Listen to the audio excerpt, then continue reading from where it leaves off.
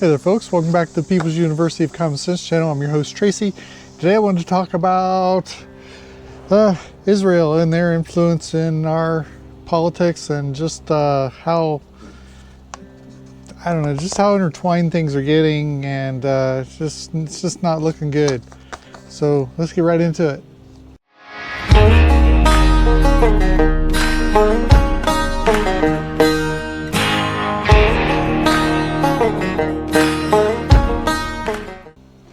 So as you may know, the inside of the NDAA and this legislation, they're trying to intertwine our governments together in some form for security, and it's just yeah, that just doesn't sound like a good idea. But I tell you, there's been so many things where there's been an Israeli involvement in things in the United States. This whole Iran war is just ridiculous, and we're spending, you know, millions, if not billions of dollars in defeating them. And, you know, I saw a thing just, a few days ago, something that was mentioned back in 1984, 1987, something like that. Back then there was a threat. It's like, oh, you know, not much longer and Iran's going to have nuclear weapons capability. And it's like they've used that scare tactic for, you know, 40 plus years now. And anyway, I think it's just ridiculous. But I don't know, it's just doesn't make sense that we are so involved in foreign policy. But the thing that's disturbing me is all of this Israeli influence into our government here in the United States.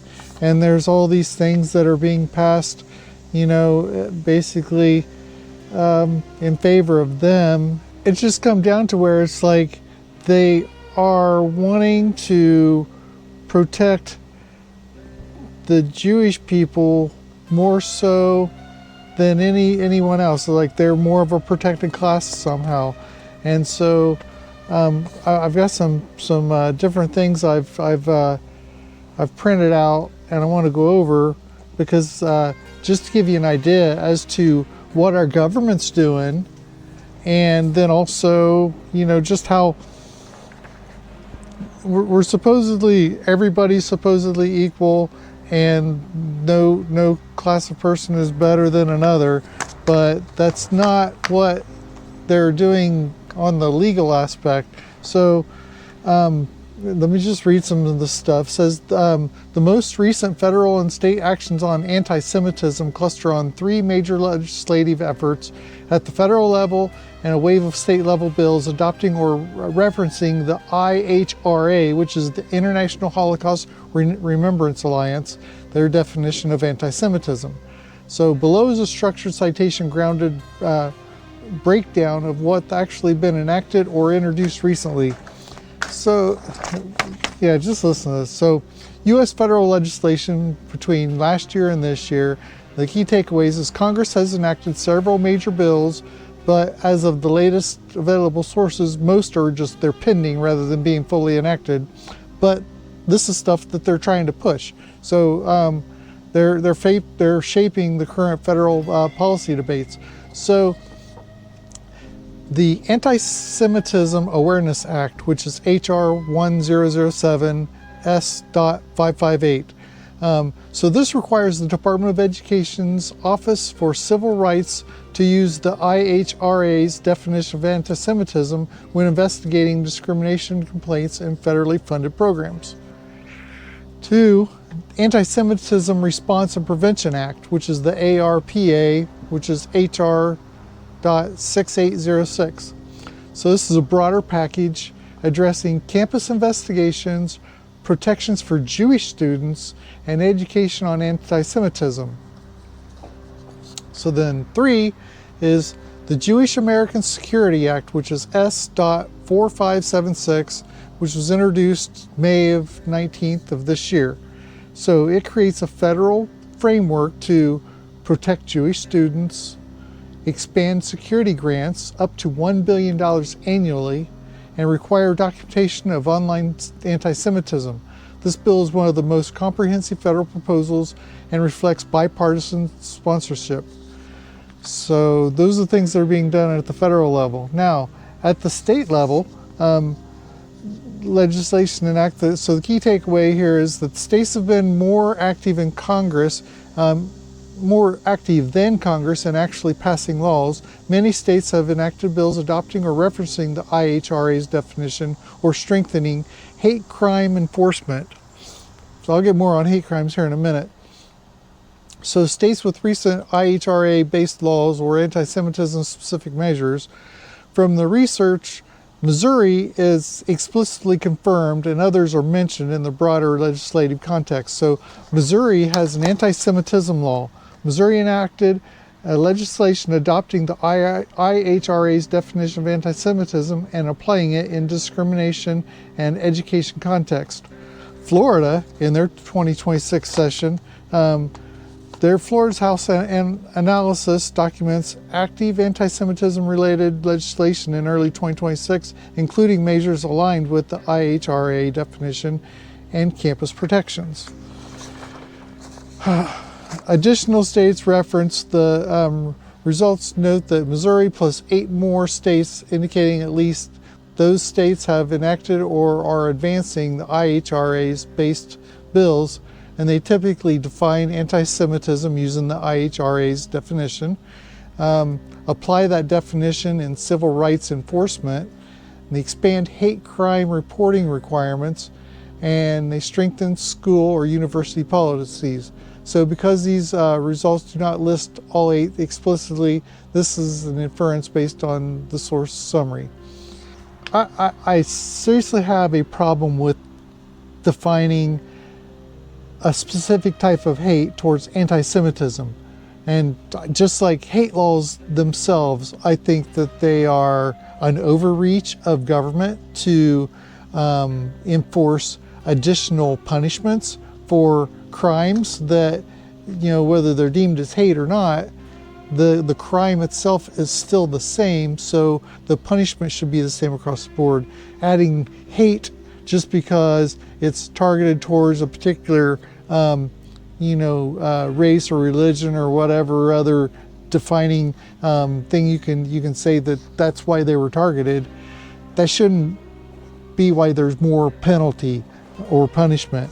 So anyway, let me read this and we'll get more into it. So anti-Semitism is a specific form of hatred targeted towards Jews as religious, ethnical, or cultural groups, while hate speech, racism, and bigotry are broader categories of hostile expression aimed at any protected group. So you see the difference? Like anti-Semitism is towards Jews, whereas hate speech, racism, and bigotry are for the rest of us. So, it's just weird how they have a specific type of hate, but everybody else is just under the broader scope of hate. Okay, so they're saying that anti-Semitism is specifically hostility, stereotyping, or discrimination or hatred towards Jews. It is a long historical lineage from ancient religious hostility to modern radicalization of anti-Semitism, culminating in the Holocaust. But, it's okay. So the key elements include religious prejudice, demonization of Jews and Christian history, ethnical or racial prejudice. So in the 19th and 20th century, that was pretty prevalent. Modern political forms, conflating all Jews with actions of Israel. And that's ridiculous because, it's like no matter what type of crime or event happens, the association, everybody gets kind of labeled like that, just like with, say, like police officers. If there's a police interaction where they are detaining somebody and they kill them or whatever through the whatever course of actions, then it looks like all police are bad. It's just like right now, with the whole ICE enforcement, that all ICE agents are bad. And you know, it's like, no matter what happens with a set group, if something bad happens, then that whole group is labeled bad. So anti-Semitism with the Jews, it's no different. But people got to use their brain, and it's like, you don't need additional laws, you just need common sense. That's what this whole program's about. But so they're saying how anti-Semitism differs from hate speech, racism, and bigotry is because anti-Semitism is hatred or discrimination specifically towards Jews. Well, man, you could do the same thing with, like, you know, hatred towards Muslims. So you could say Islamophobia, or, you know, hatred towards blacks. You say Afrophobia, whatever. You know what I'm saying? So it's just why they have to be a specific special class.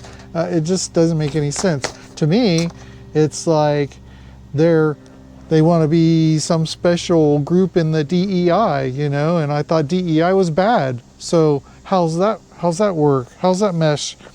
So anyway, I can go in further about this, but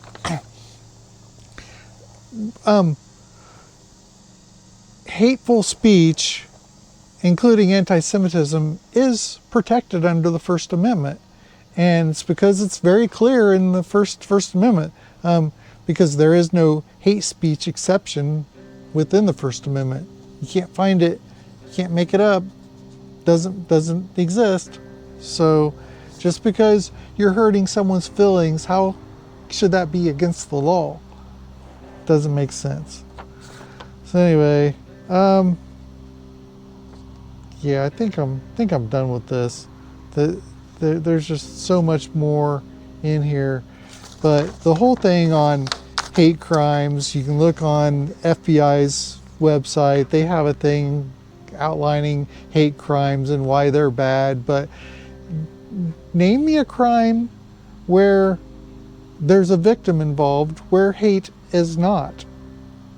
What kind of crime is involved where hate's not involved? Because, like, it doesn't matter whether it's, you know, you steal from somebody or whatever you do against another person, there's a level of hate that is present that caused that crime. And so, you know, I think it's crazy that you identify hate towards a set of people or a group as being more of a harsher type of crime. It doesn't make sense. What do you guys think? I'd like to know your response on that. Please comment below. If you like this content, please like, subscribe, hit the notification bell for upcoming videos. And until next time,